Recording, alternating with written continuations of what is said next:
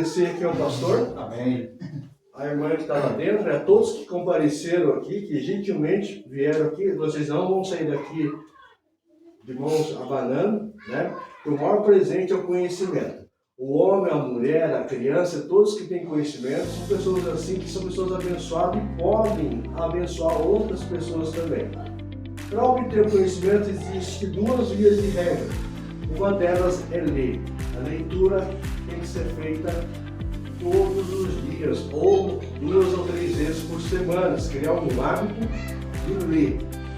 A leitura é essencial como aprendizado de qualquer um que quer chegar a um ponto, enquanto tem uma regra básica. Você quer ensinar? Você quer se levantar para ensinar? Você vai ter que se sentar para aprender. Então essa regra a gente leva a sério, né? Agradeço aqui ao pastor mais uma vez que eu estava falando e agradeço a todos. Nós vamos falar hoje sobre a bibliologia. Alguém já ouviu falar esse termo de bibliologia? Quem conhece, já ouviu falar? Já passou o olho em alguma leitura? Já ouviu? O que é a bibliologia? Ela é a parte da teologia bíblica. O que nós estamos fazendo aqui não é apenas um estudo qualquer, é uma teologia. O que é a teologia? É uma ferramenta que nós usamos para falar com Deus. E é uma ferramenta que Deus usa para falar com os homens. Qual que é essa ferramenta que Ele usou para falar com a gente? A Bíblia.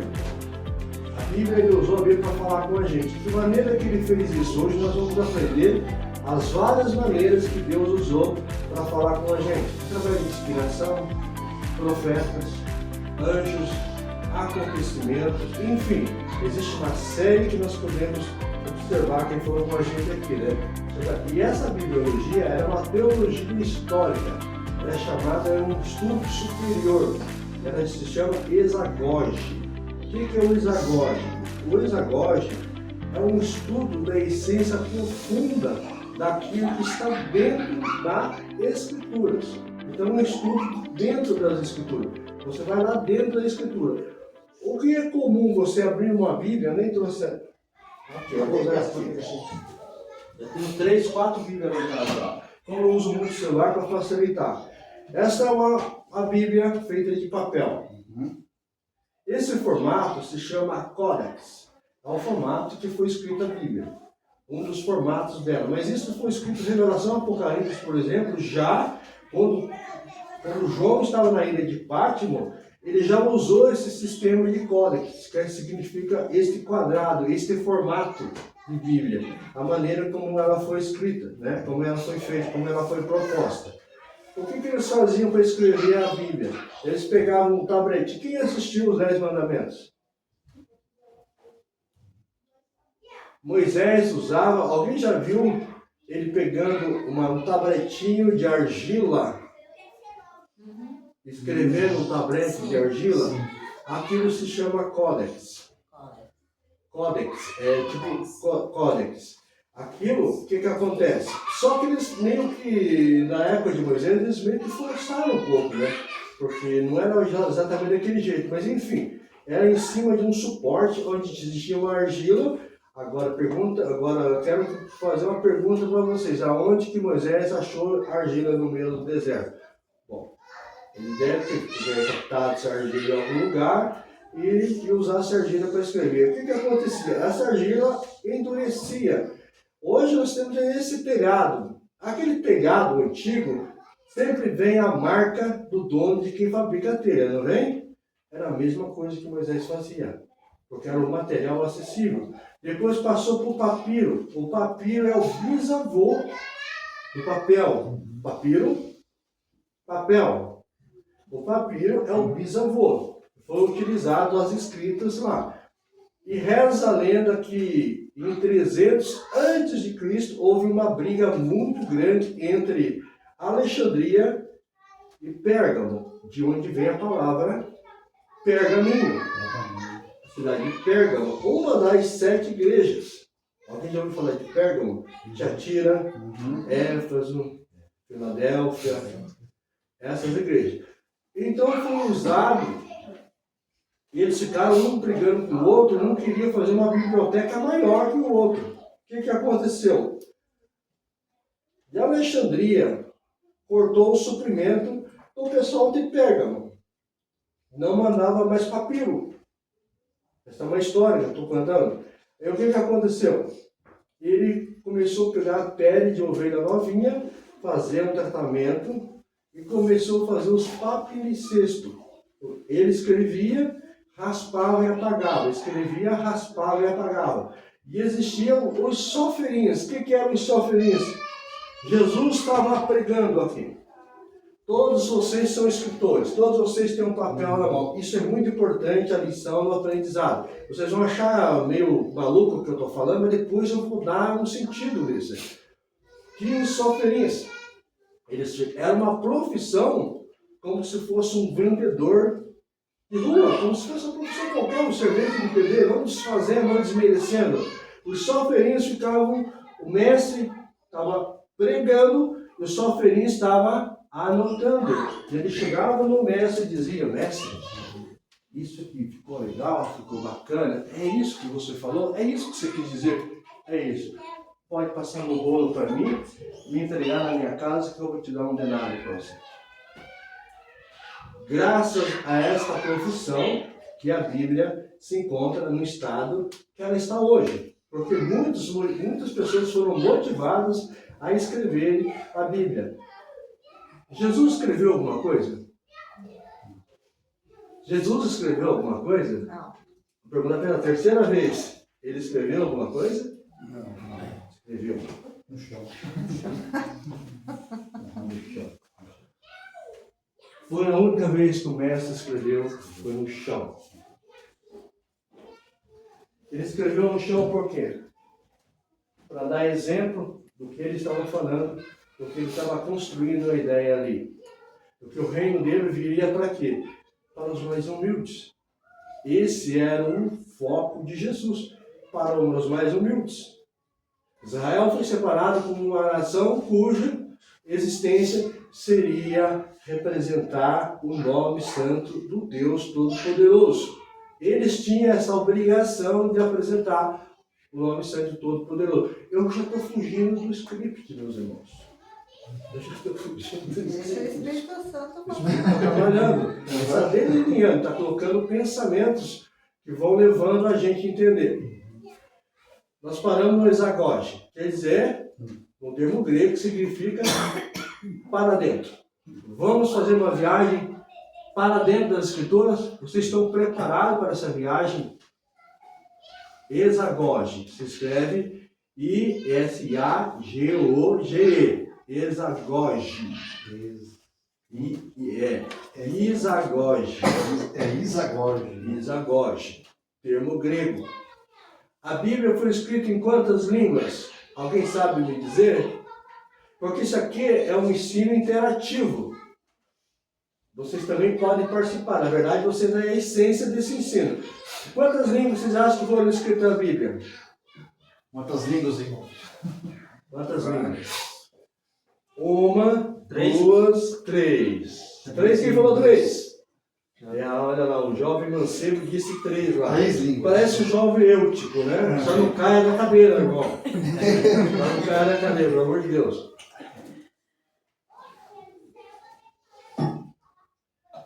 Três línguas, elas foram escritas no hebraico, o aramaico e o grego. O hebraico foi a língua inicial. Por quê? Porque eles falavam o hebraico dos hebreus, ou de Éder, ou daquele depois do rio. Abraão atravessou o rio e aí você se tornou homem depois do rio. Daí se tornou Abrão. Ele era Abrão lá ainda, não era Abraão ainda, pessoal. Ele era Abrão ainda. Vamos no contexto, onde a gente vai pegar esse contexto do que significa mudança de nome, mudança de sentido, mudança de caráter. Todos esses pontos a gente vai expor aqui. Mas Abrão era Abrão ainda, era o Abrão seco, né? Não tinha passado pelo processo, não tinha no Monte Horebe, enfim. Três línguas disseram, o aramaico não existe mais. Por que o aramaico não existe mais? Porque é uma língua antiga, é uma língua que Jesus falou quando estava sendo crucificado. O que ele disse? Ele disse uma combinação de língua.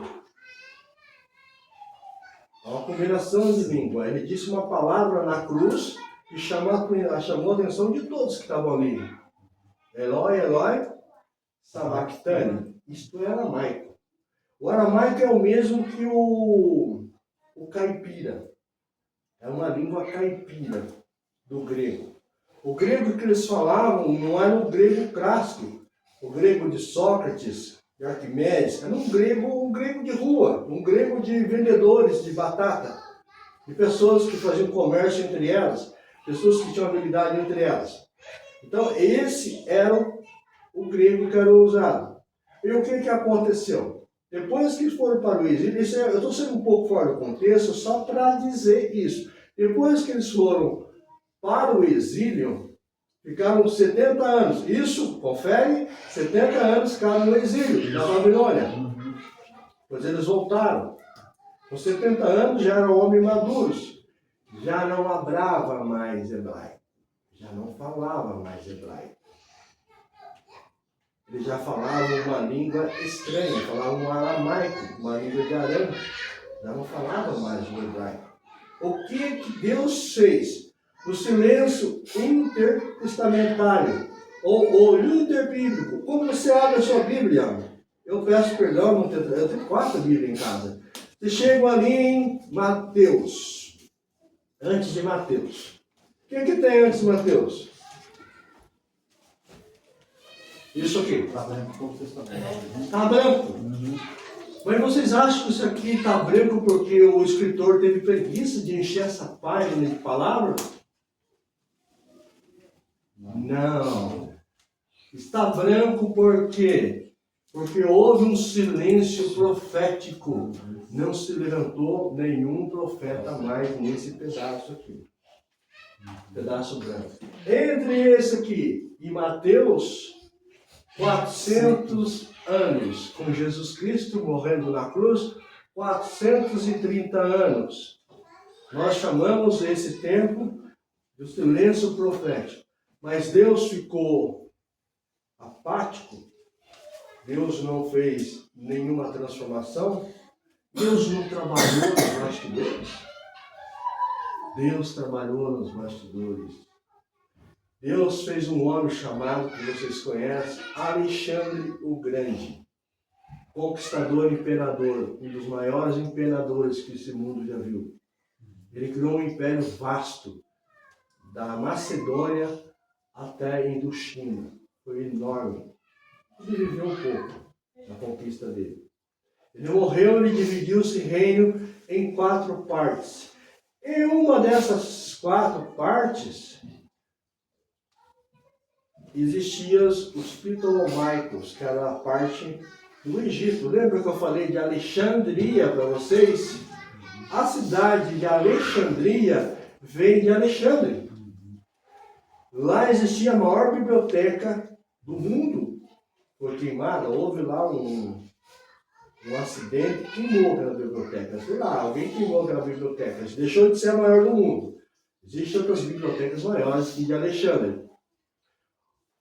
O monarca segundo, Filadélfo II, mandou fazer uma cópia da Torá. Alguém já ouviu falar da Torá? Torá. Pentateuco. 5 livros. Os 5 primeiros livros da Bíblia.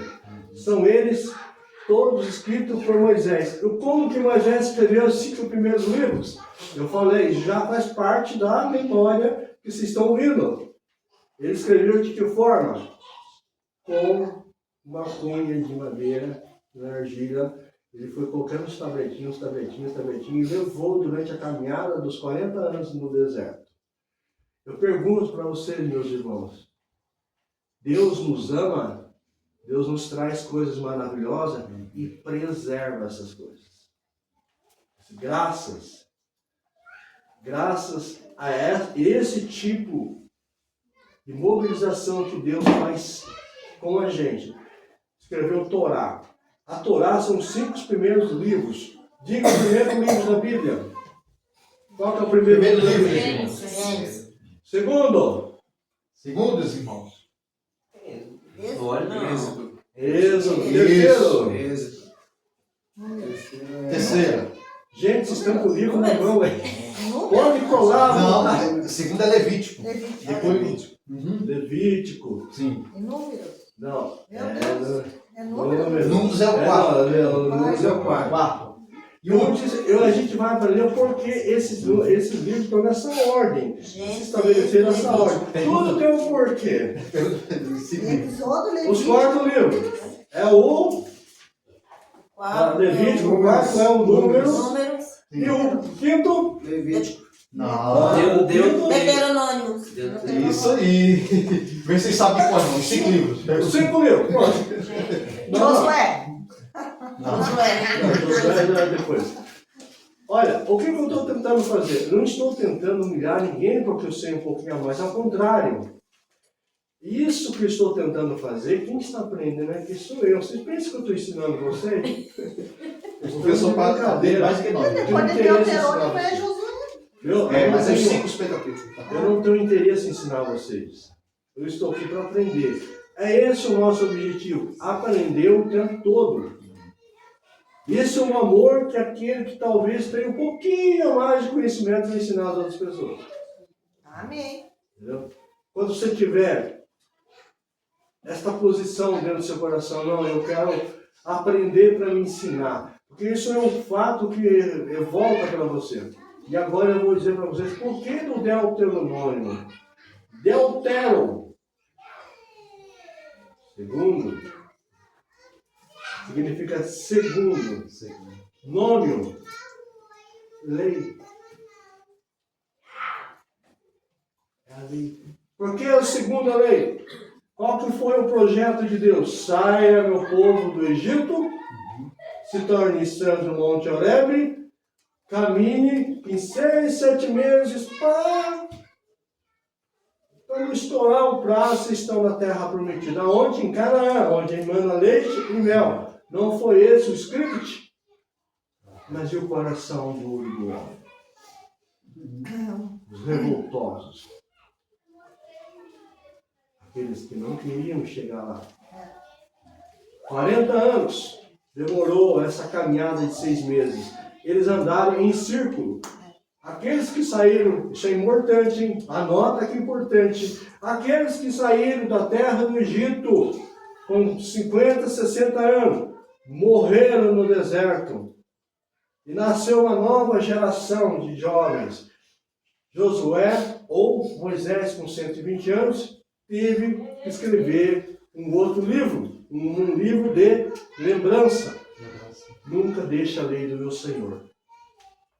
Por isso que se escreveu Deuteronômio. É um livro que ele é respeitado por crentes, por ateus, por outros, pelo islamismo, que é a segunda maior religião do mundo. Quase 1,5 bilhão de pessoas. Eles só respeitam Moisés. Pra você ter uma ideia, não reconhece nem Jesus. Só é um profeta para eles. Nosso sacrifício, o Islã, não reconhece. Tá. Nem saí do primeiro ponto ainda, irmão. Nossa, O assunto vai. É extenso, É né? extenso. Por quê? Porque a gente começa a ter apreço pelas coisas de Deus. E quando você olha para a Bíblia como um livro qualquer, deixa eu falar uma coisa para você. Alguém já ouviu falar de Rui Barbosa aqui? Já. Um brasileiro, excelente, o maior brasileiro. Só que ele é desse tamanhozinho. Ele é o maior brasileiro que já viveu, bem pequenininho. Escritor, autor, político, poliglota, ensinava inglês lá na Inglaterra. Cara, ele era ateu. Aí ele montou uma gigantesca biblioteca gigantesca. Todos os livros que se encontravam ao alcance dele naquela época. E daí um deles perguntou: Senhor, nós temos esse livro aqui, a Bíblia, onde nós colocamos? Ele era ateu. Aonde nós colocamos a Bíblia? Ninguém dá muito interesse. Ah, não, mas é o mesmo livro. Fica lá, né? Eu não sei se vocês sabem disso. Você entra na casa de um crente, né? Está lá no Salmo 91. Né? Tem amarelo, cara, né? Amarelo a página lá, né? Tá aberta, exposta. como se fosse a rainha. Rainha sem reino, porque ninguém soube ler aquele livro. Você não vê aquela página se movimentar, porque ninguém lê a Bíblia. Aí vem o Barbosa e diz: põe essa Bíblia em qualquer lugar. Desfez a Bíblia? Não.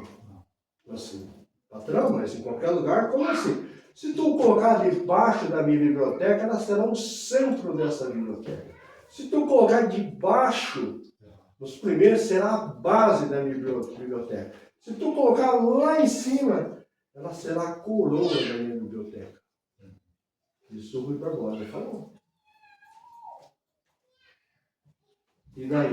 Quando você olha para um livro chamado Bíblia, onde tem 66 livros, e alguns, segundo alguns especialistas, disseram que foram sumariamente arrancados, que foram destruídos. E quando a Bíblia foi escrita, ou quando ela existia, ela passou por vários reinos. Moisés passou pelo quê? Qual foi o perrengue de Moisés? Os egípcios foram um dos primeiros.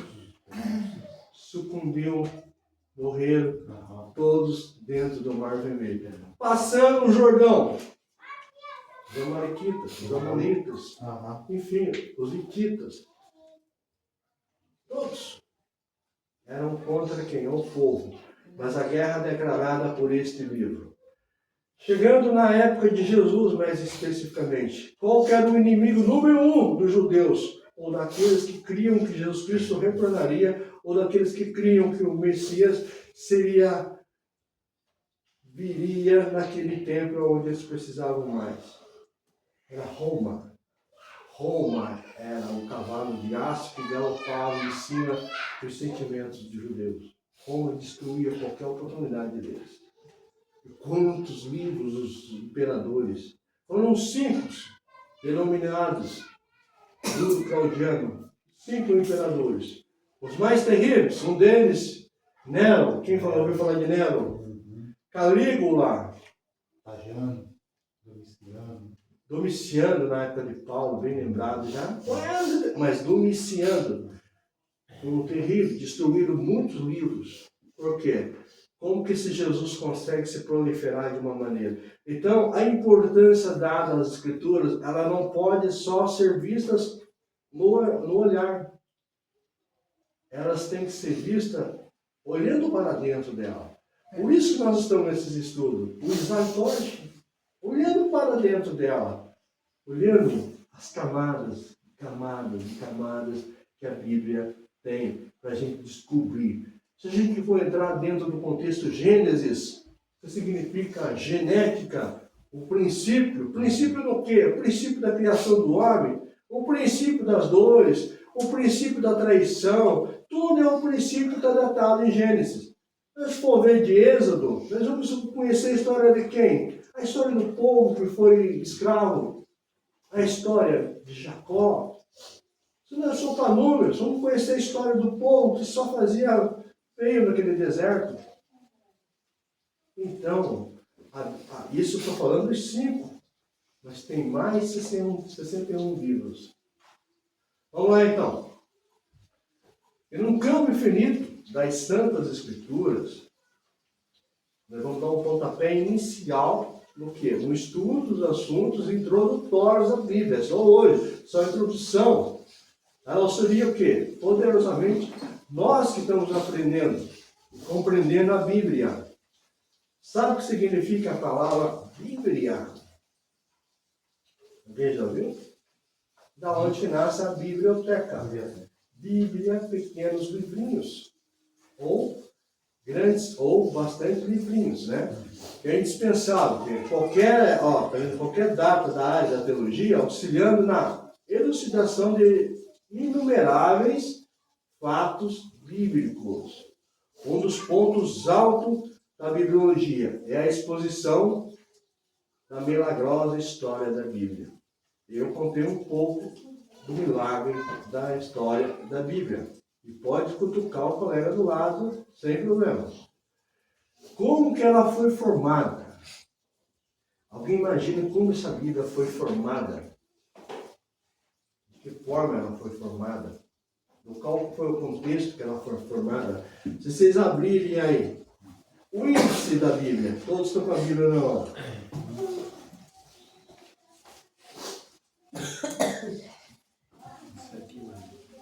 Primeiro livro de Moisés, chamado Gênesis. Gênesis 1, quem achou, lê. Isso, Gênesis 1. E lê o 1 e o 2. Quem achou pode ler, irmãos. Vai, Rian, lê aí, irmão. Gênesis 1.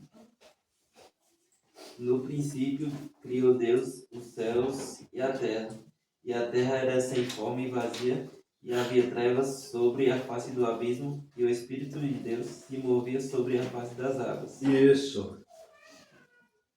Então, no finalzinho ali fala: o Espírito de Deus se movia sobre a face das águas. Isso indica que Deus vem trabalhando não só agora no tempo de Moisés, no tempo de Jesus, com os profetas. Deus e o Espírito Santo vem trabalhando de forma intensa para nos dar o quê? Para amar esses seres que são chamados nós mesmos. Euzinho aqui, você aí, ele vem trabalhando para fazer isso. A Bíblia vem sendo mantida, ela vem sendo provocada. Várias destruições já foram contra a Bíblia, mas ela se mantém íntegra. Por quê? Porque existe um Espírito de Deus pairando sobre a criação de Deus, que é seu Espírito Santo também. A colheita maior do Espírito Santo de Deus. O Espírito Santo é uma coisa maior, é uma parte íntegra da parte de Deus. Foi produzido por canais humanos, para seres humanos. A Bíblia não foi produzida para se colocar numa Bienal, como o livro mais vendido do mundo, inclusive é o livro mais vendido do mundo, sem sombra de dúvida. É o único exemplar que entra dentro de um sistema penitenciário. E aquele que lê a Bíblia fica lá, ou que está aí lá, é o homem transformado. É verdade. Glória a Deus. Então a Bíblia tem um poder sobrenatural. Existem fatos e mais fatos que falam, que atestam que a Bíblia é sobrenatural. A Bíblia pega um homem como eu, que andava armado até os dentes, e transforma nele numa ovelhinha que tenta ensinar a palavra de Deus. Amém. Glória a Deus. Todos nós somos transformados nas nossas dificuldades. E não importa a idade, o peso, a vontade. Deus vê a nossa consistência de todas as formas. Deus analisa cada um aqui. Vocês são seres únicos, exemplares únicos nesse mundo. Então, ele escreveu a Bíblia para o homem. Para quê? Para que ele pudesse formar um novo caráter. Qual o caráter que é esse? Gênesis escreve isso. Fala sobre o início, o princípio do pecado. Nós perdemos a nossa santidade para com o Pai. Fomos separados. A grandeza dele é tão grande que preparou um caminho, preparou um homem, preparou uma geração, preparou uma nação, que lá em 33, exatamente veio numa cruz, numa cidade chamada Roma, num monte chamado Monte das Caveiras, ou no Gólgota. Ele grita com som brado e alto: Tetelestai. Está pago. Olha o que a Bíblia fez.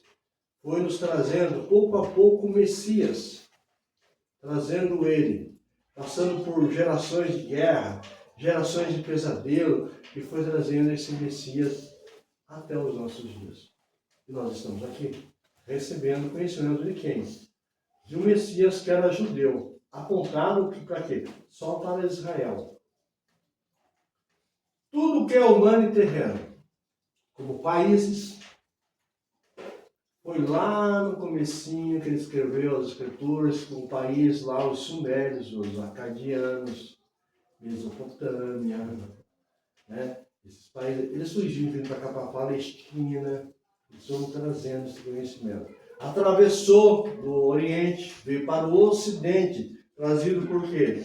Por pessoas que às vezes nem tinham Deus no coração, mas eram propósitos estabelecidos, eram pessoas que eram usadas sem saber quando que Alexandre o Grande, com todo o seu poder, ele iria de alguma forma desconfiar que ele foi parte do propósito, porque existia os Rasmoneu. Alguém ouviu falar dos Rasmoneu? Matatias. Esses eram sacerdotes que ainda estavam ali convictos. Eles lutavam para manter o templo. Até que um desgraçado de um grego, Antíoco Epifânio, foi lá e matou um porco e cozinhou esse porco no templo do Altíssimo. E começou a guerra de 2, 3 anos. Ele tentou defender. Desta geração de Antíoco, desta geração de Matatias, que nasceu os belezinhos dos fariseus, dos sacerdotes. Que faziam parte do quê? De uma geração de oposição ao Filho do Homem. Estabelecido lá por Esdras. Que foi o final. Foi o final. Eles arrumaram toda a biblioteca de livros, colocaram tudo assim. E o livro, nós vamos aprender no decorrer da bibliologia, que a Bíblia, como ela está, não era assim. Era impossível de você ler uma Bíblia. Jamais você poderia dizer assim, me veja Gênesis, me veja lá Levítico 16, 11. Como? Da onde? Como? Vocês tinham que folhear todo o livro. Não tinha como. Até que um foi lá e dividiu tudo em capítulo e versículo. Ficou top para encontrar as coisas. Olha como Deus estava trabalhando. Para você encontrar um versículo preferido, para ler o versículo que você quer expor aqui em cima, para você fazer comparação com outro versículo, então foi arrumado isso aqui. Então, línguas, costumes, culturas, montanhas, desertos, tudo foi para a honra e a glória de Deus. As estradas, tudo. O comércio e praticamente a Bíblia também ela veio trazendo, veio denunciando as mazelas dos homens. Nós não paramos de pecar, continuamos pecando. Se não fossem as escrituras que tivessem no mundo para nos barrar, nós estaríamos como? Seríamos ogros. Porque os gregos chamavam pessoas que não eram cultas, sabe do quê? De ogros. Chamavam de ogros, que não tinham cultura. Então, quando Jesus estabeleceu, quando Jesus veio, já tinha o Velho Testamento, já existia a Torá, exatamente, já existia também os profetas menores, os profetas maiores, já existia toda essa gama de escritos. Mas foram todos eles queimados, praticamente. Não se existe escritos originais. Mas olha como que Deus é poderoso. Em 1947, está lá um pastor de ovelha, um ermitão. De repente ele, ocioso, joga uma pedra numa caverna e faz um barulho de quebrar um pote, uma cerâmica. Ele vai lá ver, foi encontrado. Todos os rolos das escrituras, mais de 1000 anos, estavam lá na caverna. Foram saltos, foi comprado por um mercador, ele vendeu para um museu, e aonde que a gente ainda tem. Existem muitas coisas que haverão de ser descobertas. Mas vamos ver o trabalhar de Deus. O livro de Enoque. Justamente, o livro de Enoque foi naquela seleção de 313, precisamente, 324, Constantino. Gente, é duro, é difícil, mas é um tema que nós vamos trabalhar também sobre a geração das igrejas atuais. De onde vieram? Como elas nasceram? Como elas foram feitas? Então, é assunto para Dedéu. É assunto para esquentar a orelha. Existem muitos escritos que foram removidos. Eu estou falando Eu não estou falando, não estou afirmando, estou falando que o mundo em si, estou falando. Existem muitos escritos que foram removidos, e esses escritos ensinavam só uma coisa: o amor nosso por Jesus. Jesus ensinava o quê? O amor dentro dele próprio. Jesus ensinava que nós somos mais poderosos, nós somos deuses. Nós somos pequenos deuses. Somos criaturas deuses. Nós não somos o Todo-Poderoso, nós somos deuses. Ele diz que nós, quando Moisés se encontra com a sarça ardente, lá ele vê. O que ele vê? Ele vê uma sarça queimando, algo incomum, naquele lugar que não tinha ninguém, nada. Olha, como que pode uma sarça dessa estar queimando, crepitando? Será que é o calor? Não. Era um Todo-Poderoso tentando transmitir uma mensagem para ele. E ele pergunta: o que eu vou dizer para aquele povo meu que era ogro, que fazia muitos anos e anos que não sabiam falar de Deus? Ele diz: é a mensagem mais poderosa que qualquer um de nós podemos exalar do nosso corpo. Eu sou capaz. Eu sou capaz de subir lá e falar de Deus como ninguém. Eu sou capaz de mudar de vida. Eu sou capaz. O eu sou. É a inerência espiritual que nós temos, nós não sabemos. Nós não usamos esse recurso. Eu sou capaz de ser melhor do que eu sou hoje. Eu sou capaz. Imagine um homem com entusiasmo dizer: eu sou capaz de mudar o mundo. Eu sou capaz de mudar a minha história. Esse é o tema, essa trilha que todos os pregadores, todos os renomes, grandes renomes falam: eu sou capaz de o quê? De mudar o mundo, mudar a mim mesmo. Eu sou capaz de mudar a minha realidade. Esse é o propósito. Pelo menos ele é o propósito. Se eu pudesse voltar a fita, e não é mais fita, né, irmão? Se eu pudesse pôr a fita cassete, não, mas não é mais fita cassete, né? O pendrive, não. O disco rígido, não. Se eu pudesse voltar no tempo. O cara que era eu lá estaria sentado rindo de mim. Você é idiota para um negócio desse? Como que você vai falar um negócio desse, homem? Você tá doido? Como mudar? Da onde que eu vou mudar? Se muda só com a pistola. O medo faz mudar. Porque é justamente isso que faz com que as pessoas, eles tentam dizer para as pessoas mudar através do medo. Identifique o medo na mensagem. Vocês serão pessoas abençoadas por Deus por multiplicar esse ministério aqui. Quando vocês identificarem o medo. Onde está o medo? Revelação divina que temos na Bíblia. Daí a necessidade de ter pelo menos uma noção desses fatos. Todos estão entendendo? Estou sendo claro? Preciso levar vocês à montanha? Depois eu vou falar sobre isso, levar vocês à montanha. Porque quando você leva, quando a gente diz, eu vou levar você na montanha, é para que isso é um recurso que Deus usou muito e usa hoje em dia. Quando ele diz, vou te levar para a montanha para que você veja em 360 graus quem é você. O que você está fazendo aqui? Qual é o seu propósito? É Deus levando você na montanha. Tentando encontrar, ou melhor, tentando te ajudar a você se encontrar. Porque ele já está bem de boa com o fato de que ele é Deus. Ele é Deus. Faltou Luiz. Faltou Luiz. Deixa eu seguir aqui. Mas não tem problema, né? Aí, ó, nós vamos falar simples mesmo. Haja luz. Eu já ia ler o próximo aqui, ó. Aí haja luz, né? Haja luz. Só que haja luz significa fit lux. Vocês já compraram aquele... Já luz e houve luz. luz? Vocês compraram, vocês já tem aquele fósforo amarelinho chamado fit lux.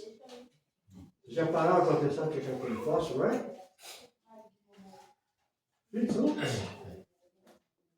Haja luz. Haja luz. Você risca? Haja luz. Fósforo. Fósforo. sua melhor compreensão, certo? Então a gente vai falar do entendimento de que Deus quer dizer. Deus fala para a gente de todas as formas. De todo momento Deus está falando para a gente. De repente você diz para o seu amigo vizinho do lado: estou maluco, estou doidão, meu irmão. Estou ouvindo vozes. Eu preciso tomar meu lítio. Mas não é que Deus está falando contigo. Deus está falando com você.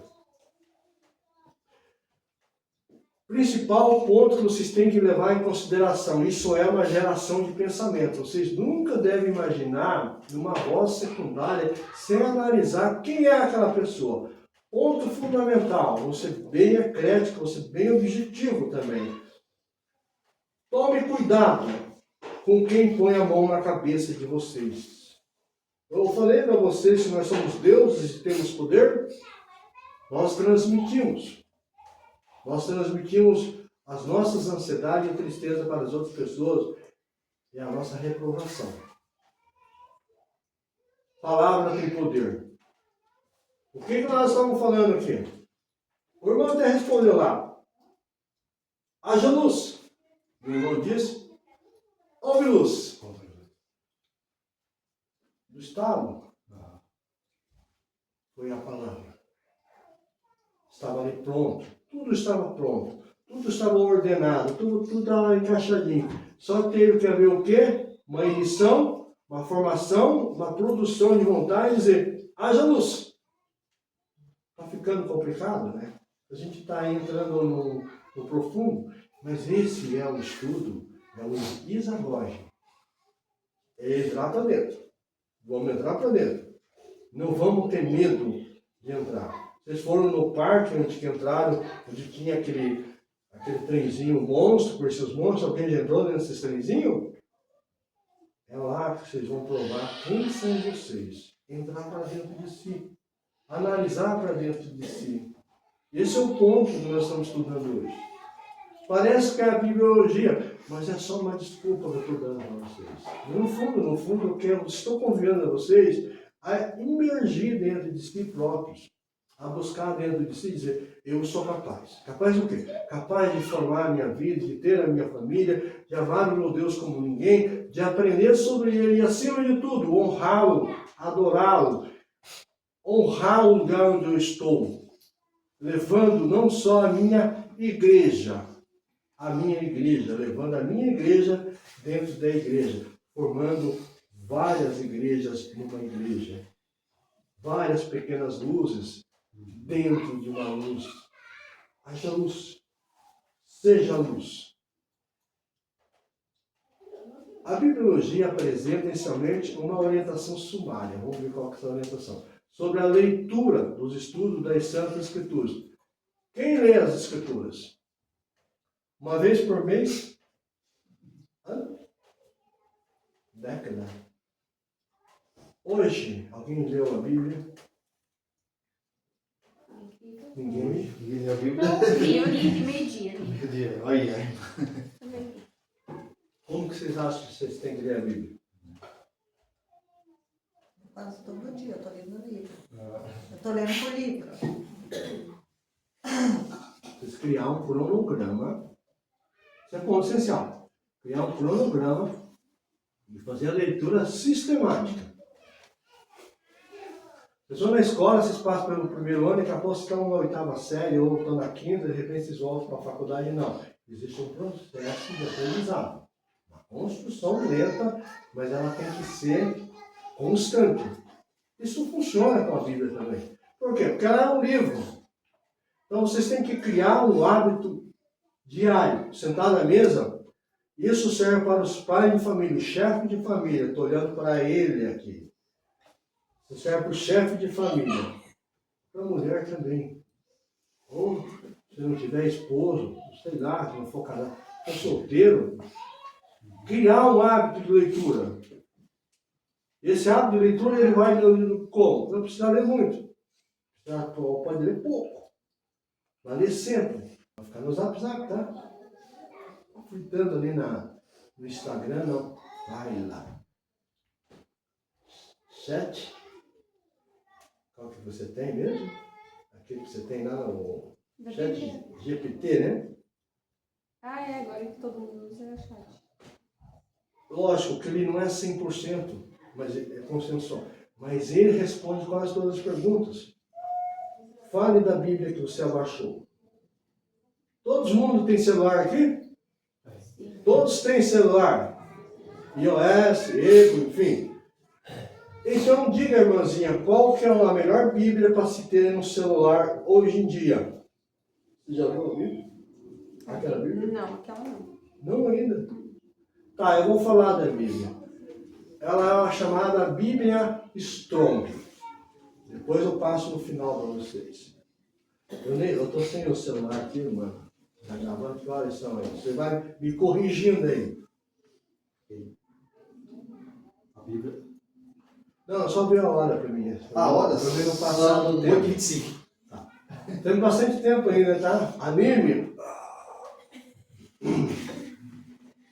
Fala assim. Tra, tre, tri, tro, tru.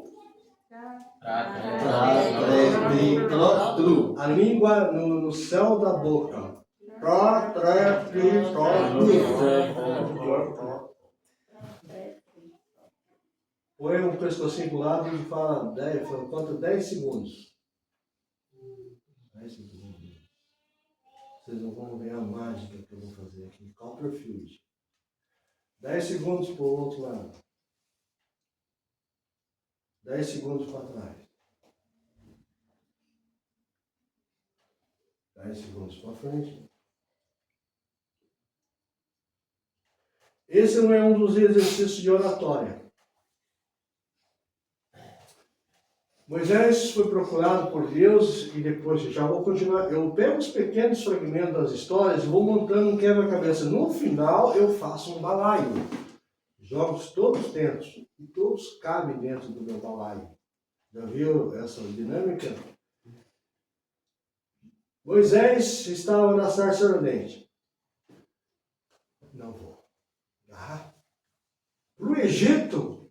Nunca volto lá. Vão me matar lá. Esse é o pensamento. Porque a Bíblia, ela permite que a gente raciocine. Porque a gente é um ser humano inteligente. Nós raciocinamos. Não vou. Deus ali, puxa, eu peguei um... Bom, enfim. Moisés, você vai lá e tal. Mas qual que é o seu problema, Moisés, de mim lá? Ai, Deus. Eu sou pesadão. Palavra. Eu sou muito ruim na oratória. Eu sou muito ruim na eloquência. Atos capítulo 7, versículo 20. Vamos lá? Atos 7, 20. Eu acho. Nesse tempo nasceu Moisés e era muito formoso, e foi criado 3 meses em casa de seu pai. E sendo enjeitado, tomou a filha de Faraó e o criou como seu filho. Só isso. Então Moisés tinha uma família rica, o dinheiro.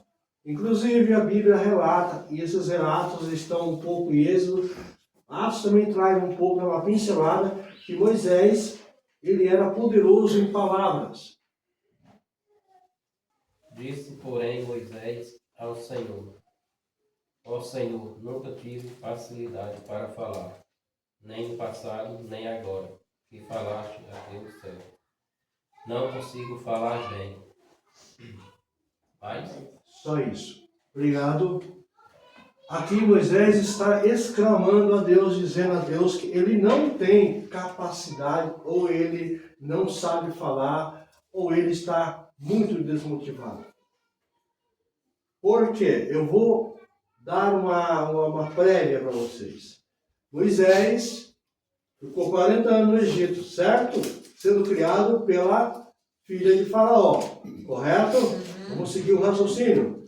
É importante que a gente segue o raciocínio, por quê? Porque a gente tem uma base saudável de quem era Moisés. Ah, mas Moisés está... A gente vai entender. Ele sendo criado para ser o epiteto, ou o homem mais poderoso depois de Faraó, ele estava sendo preparado Ele falava 70 dialetos, ele era cozinheiro, padeiro, ele era arquiteto, enfim, ele era tudo que a ciência podia dar a um homem naquele tempo. Moisés era esse o Moisés. E depois de um erro brutal, ele matou lá e tal, teve que fugir para Midian. 40 anos no Egito como o maior e 40 anos em Midian como o quê? Catador ou cuidador, ou como um pastorzinho, sem nenhuma relevância. Será que Moisés estava... Isso quando Deus falou com ele, Moisés já estava com 80 anos. Será que Moisés estava motivado? Não. Moisés estava chateado? Sim, porque estava longe da sua família. Ele era um homem procurado pela Interpol naquele tempo. E o reino do Egito era o mais poderoso então.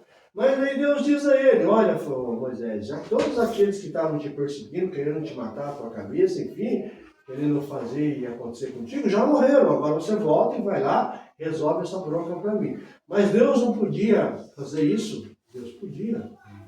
Deus podia aparecer com uma nuvem de fogo, ir lá e resolver tirar o povo. Isso que eu acabei de falar no meio do culto. Você tem que procurar dentro de você e saber quem é você e fazer um mergulho dentro de você. Você tem que se auto-estabelecer, ser próprio, de domínio próprio e dizer, eu sou capaz. Aquele povo o qual Deus estava estabelecendo já, ia estabelecer uma aliança de volta, aquele povo não abria a boca para nada. Apanhava, levava chicotada, fazia tijolo, ia dormir, enfim, ia 200 e pouco lá vai cacetada de anos. Tá, enfim. Até que alguém começou a clamar, procurar. Aí Deus suscitou, ou seja, Deus já tinha o seu preparado, escondido. Só que ele era um pastorzinho de ovelha. Ele estava lá, desmotivado. Isso que eu digo para vocês. Não podemos ficar desmotivados, por mais que a desmotivação seja tão perene, seja tão forte na nossa vida. Imagine se Moisés dissesse, mas eu não vou mesmo. Você pode fazer o que você quiser, Deus. Eu não vou mesmo. Não vou. Você é obrigado a servir a Deus? Você é obrigado a servir a Deus? Alguém te obrigou a você vir aqui? É isso que Deus ama. É isso que Deus ama. Moisés foi então achado de não, vá lá. Aí Deus falou para Deus, Moisés perguntou para Deus, o que eu vou dizer para aquele povo? Fiquei 40 anos afastado, vou chegar lá com a cara mais lambida. O que eu vou dizer para aquele povo lá? Muitos nem me conhecem, nem sabem quem eu sou. Muitos conhecem a minha história, mas muitos não sabem quem eu sou. O que eu vou dizer para eles? Diga que eu sou. E pronto, é isso, Moisés. Não, eu sou e pronto. Mete a carteirada minha na cara dele e diga, eu sou e vou tirar vocês da escravidão. Então esse é o ponto fundamental que eu estou falando para não perder o raciocínio. Se eu perder o raciocínio, ache e me devolva. A sequência lógica, tratando da sua estrutura e visão. O que nós terminamos de falar aqui é sobre não durma.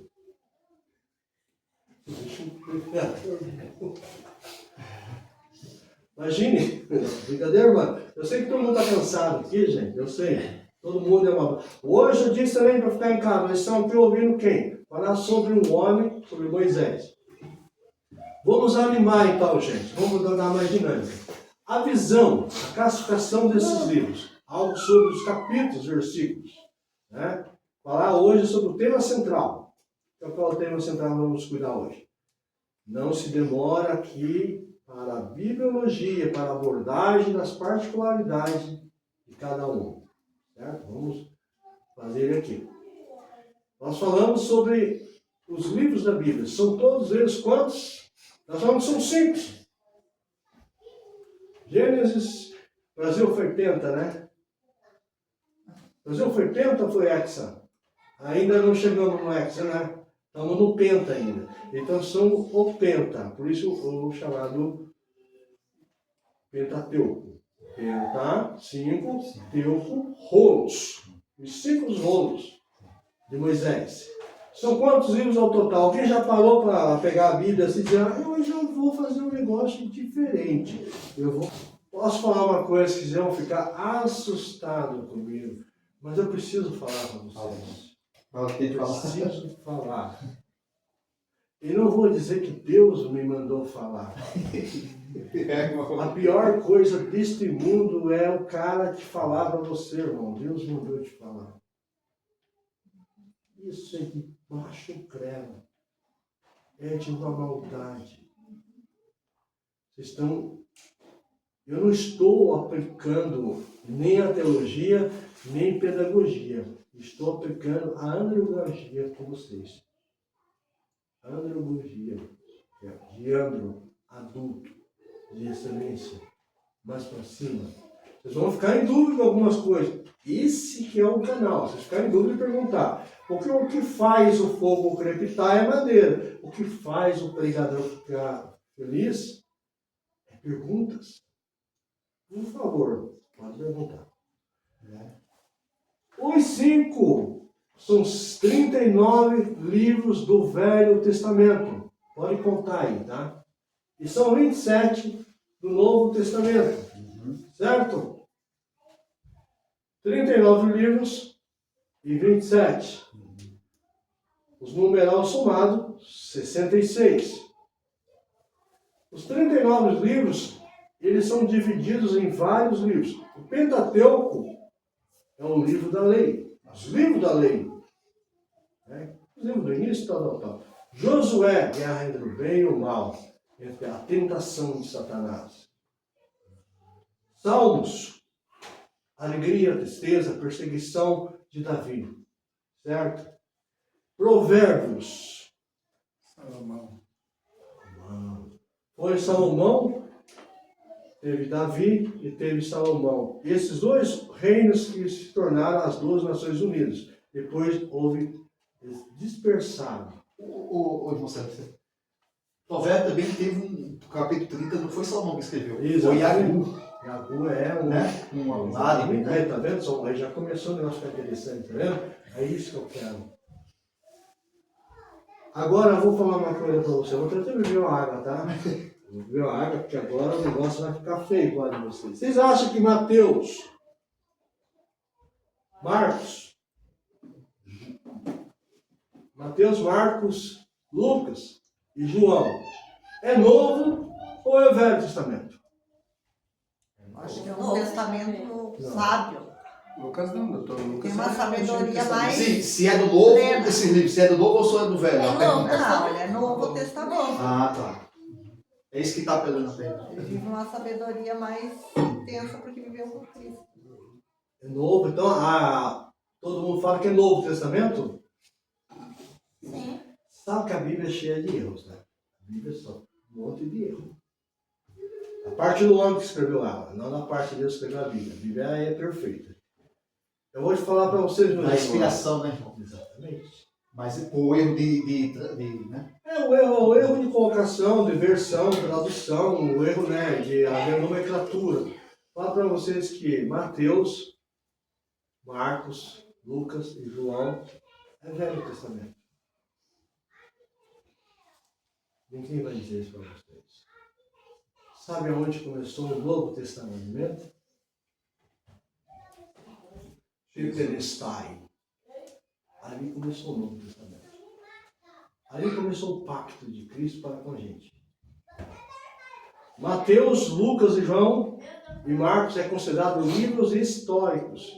Conta e aponta para o mesmo Jesus, mas porém com ângulos diferentes.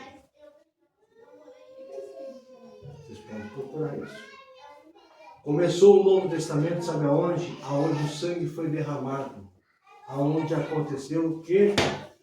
Foi pacto. Quantos dias? Concorda comigo? Não precisa concordar agora. Quero que essa culpa vá com vocês. Quando ele disse 30 dias.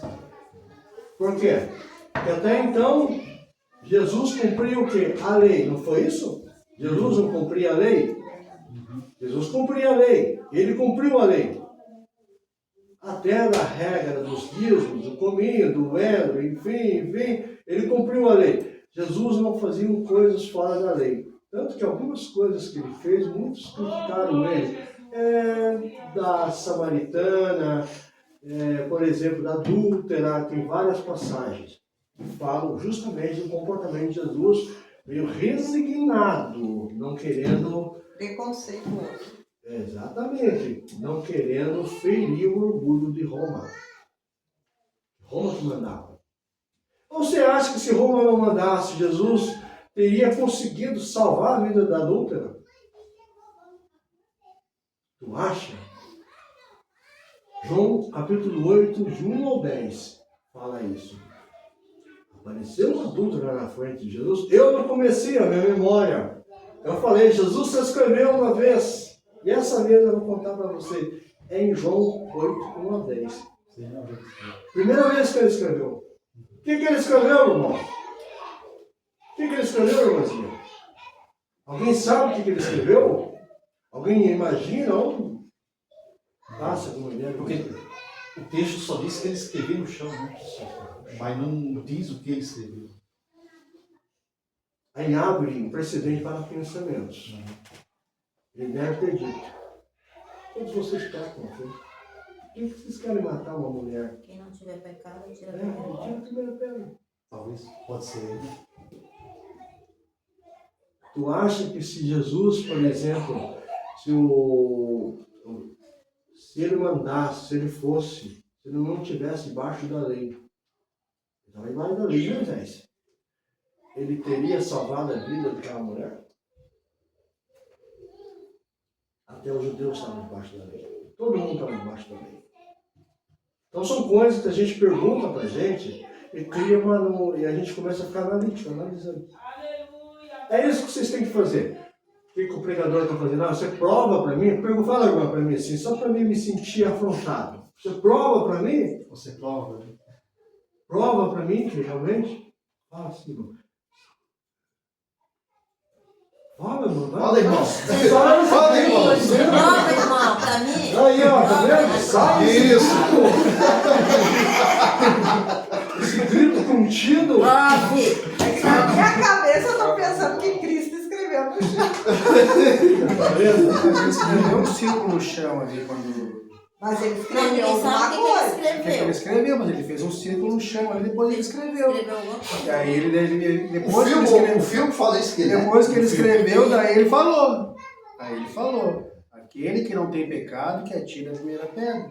Ali Aí foi. todos começaram a largar a pedra no chão. Cada um Foram se retirando. raciocinou. Começando com os mais velhos, Mas, né? ô, irmão, Força, ali foi uma jogada dele, Deus o livre, né? Não, Não tem palavra para aquilo que ele fez ali. ele pediu sabedoria pro pai primeiro, né? Porque se ele ordenasse a morte, Jesus Ele pedia sabedoria pro pai. Né? se ele ordenasse a morte da adulta, meu irmão, o que acontecia? Ele era um assassino, né? Roma vinha em peso, a obra de Jesus já era. E se ele falasse, não, Ele era contra a lei. contra a lei. Os fariseus, os saduceus, os espectadores, os vigilantes da vinham massacrar. Até porque derramar o sangue dela seria. Mas na verdade eles queriam pegar Jesus em falha, né? Ali, Ele né? não podia. Eles queriam pegar o Foi ponto fraco de ele, foi Jesus. ele que mandou. Leva lá até Jesus para ver o que ele. Eles queriam pegar o ponto fraco de Jesus. Qual que é a falha nesse julgamento se houvesse fosse criado um panorama de julgamento? Primeiro, cadê o caboclo? Cadê o cara que estava com ela? Então, cadê o cara que estava com ela? Primeiro ponto. Só para não estender muito, para não haver agressão aqui, né? Brincadeira. Cadê o dito cujo? Ela não estava fazendo convento. E não podia tocar. O que Jesus fez naquele culto? Qual foi o contexto daquela história? O contexto da história é o seguinte. Aquele lugar da arena nós podemos falar um pouco. Para a gente juntar as três fontes e dizer quantos que foram que Jesus expulsou os demônios? De um ou dois? Tem texto que fala de um, tem texto que fala de dois. Mas quem está falando a verdade? Por isso que eu falo, Mateus, Lucas, João, Marcos são livros históricos. Um fala e outro não. Qual que é o contexto? Lucas fala que Jesus se esvaiu no sangue. Ah, mas isso é imaginação. Os Lucas eram apóstolos. Que aquilo ali não foi um livro histórico. Foi uma prévia defesa de Paulo. Que Lucas era advogado. Jesus, quando falou com a samaritana, lá no poço. Vamos voltar à adulta para não ficar um negócio. Por que será que eles não mataram a adulta? Por que será que o marido não apareceu? Porque era uma proteção que eles davam aos homens. Isso era uma cultura. E nós estamos falando da Bíblia escrita nas culturas, de várias épocas e culturas. Culturas heréticas. Né? Nós estávamos voltando falando da mulher de fluxo de sangue. Vocês sabiam que a mulher que tinha um fluxo de sangue, toda mulher que tem fluxo de sangue, ela era pega e separada ali do meio do arraial. Por quê? Porque ela não podia para proteger ela. Senão ela era... A verdade é essa, ela era mantida, não podia chegar perto para ela ser preservada. Ela tinha como imundos, né? Ela não estava. Não precisava chegar perto do mestre. E conte que ela tocou. Aí é forte, né? É uma passagem simples, mas é muito forte. Né? Se eu contar, por exemplo, como é feito a veste, o éfode, a veste dos sacerdotes, onde fica derramado, a unção deles, quando você derrama a unção de uma pessoa, a tendência é descer e ficar contido aqui. Só o sacerdote, o rei e profeta podia ter aquela roupa que Jesus tinha. Jesus era profeta, ele se vestia como profeta. Então, quando ela tocou naquela aba, naquele ponto específico dele, ela levou uma descarga de unção. Jesus sentiu aquela descarga. Alguém me tocou. Então, uma diferença. Está de brincadeira, Jesus. Tem mais de 300 pessoas aqui, uma se acotovelando aqui, uma com a outra. Como é que é? Não, mas eu senti. Se alguém me tocou e o poder saiu de mim. O poder saiu. Está entendendo? Então, por isso que a gente está fazendo a bibliologia, gente. A gente vai criar um fundo para a gente sentar em cima e dizer, agora eu vou aprender Bíblia de verdade, agora eu vou aprender as escrituras de verdade. É a bibliologia. Não esqueça qual que é o meio que a gente usa para ter a base da Bíblia. Podem falar. Podem falar? Mas eu digo, quando se fala na mulher do fluxo de sangue, quando fala nessa parte, fala que ela teve, acho que ela teve mais vontade de chegar perto dele, da cura, do que o pessoal queria cura física. Mas ela precisava de alguém que fizesse algo que nunca ninguém poderia fazer por ela. Ela não tinha mais recurso. Não tinha mais nada, ela não Ela tinha não tinha mais nada. mais Tudo que ela recurso. tinha, não era mais nem recurso. Ela era uma ela já não mulher tinha no mais. meio, numa Foi a geração. última esperança dela. É? Ela vivia numa sociedade patriarcal, onde o homem mandava. Então é isso. Então, a esses conceitos, vocês vão pegando esses conceitos, pequenos resquícios, vocês vão aprendendo. Mas eu não sabia, cara. Mas como que a gente está fazendo? Por isso que a gente está incursando agora. Fazendo o quê? Qual que é a palavra que você marcou no seu caderninho? Isagoge. Estamos entrando lá dentro. Né, irmão? Vamos entrar lá dentro para ver o que está acontecendo lá dentro. O que está acontecendo na história bíblica? Esse é o ponto que nós estamos trabalhando. Entrando dentro da história. Para a gente se sentir ambientado. A partir do momento que você se sente ambientado na história, você me conhece? Eu te conheço. Então, não podemos ignorar essa última. Temos uma dificuldade da compreensão dos fatos. Que fatos são esses? Os fatos que ocorreram na Bíblia. Auxílios externos.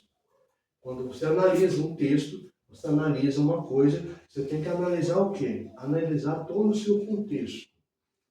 Por quê? Eu vou falar mais uma coisa para você. Agora explica o texto, o contexto. Exatamente. Explica. Eles vão ler um texto. Por que os livros eram divididos em partes? Não foi só lá o Hugo Saint-Cher, em 1200 e pouco, um padre, ele foi lá e não, ele fez. Não, porque é o seguinte, ele estudou o hebraico e o hebreu, o judeu, o israelita, o povo daquela época, era assim. Eu estou falando para você de um texto, de um contexto, eu vou falar até o final para você. Eu vou explicar para você até o final. Eu esgotei aquele final, a gente parte para outro. A Bíblia é escrita assim.